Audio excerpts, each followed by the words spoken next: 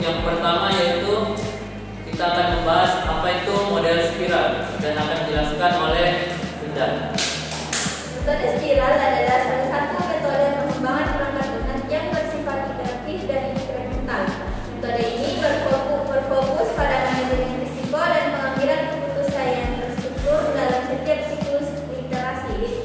Fungsi model spiral adalah untuk melakukan perubahan, penambahan, dan pengembangan perangkat lunak dengan memaksimalkan aspek kecepatan dan kecepatan berdasarkan keinginan dan kebutuhan penggunanya. Baik, untuk materi selanjutnya yaitu adalah apa saja tahapan-tahapan yang ada dalam metode spiral.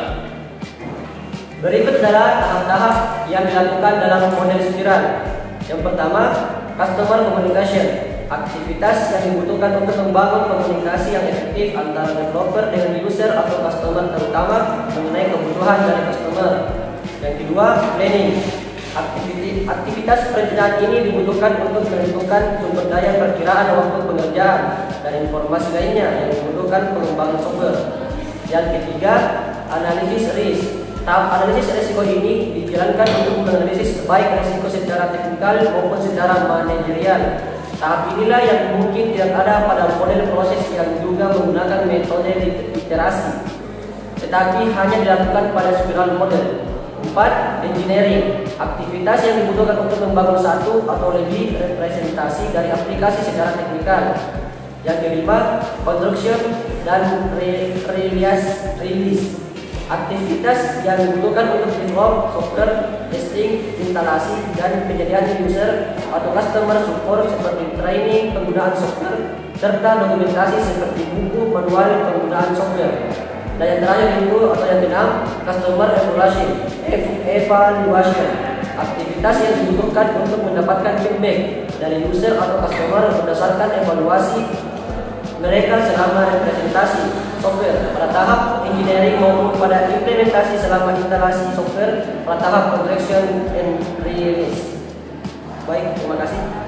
Baik, itulah tadi pengertian dan juga tahapan-tahapan dalam model spiral.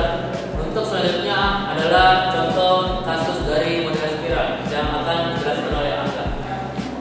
Adapun contoh kasusnya yaitu pada pembuatan sistem simpan pinjam. Dalam pengelolaan data masalah menggunakan aplikasi Microsoft Excel.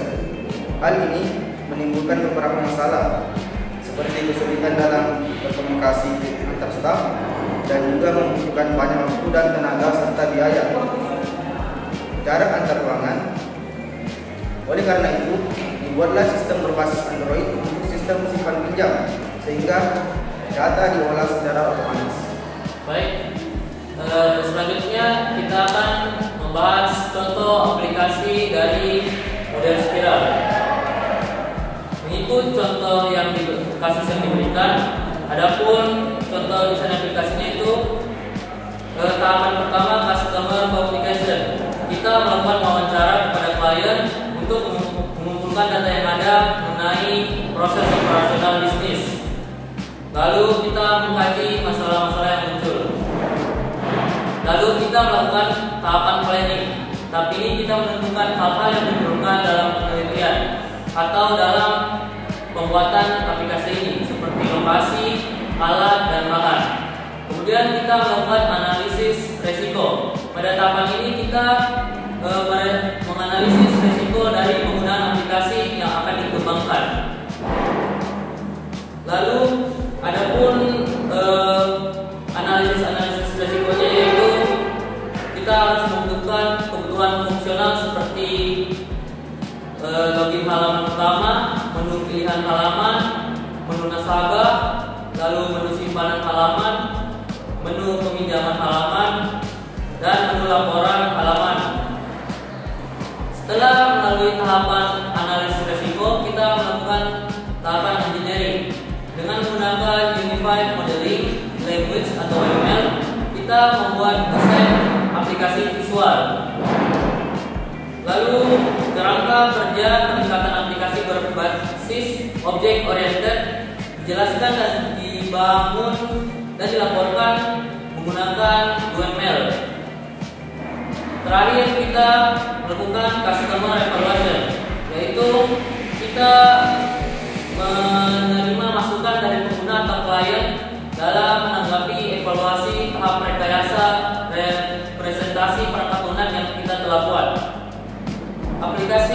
setelah dikembangkan dan diuji, kita periksa antar mukanya, tampilan luar, program, kinerja, proses input dan proses output yang dihasilkan, dan apakah aplikasi sudah layak untuk pengguna. Baik, itulah tadi hasil diskusi kami. Kurang lebihnya dimohon maafkan. Wabillahi taufiq wal hidayah. Wassalamualaikum.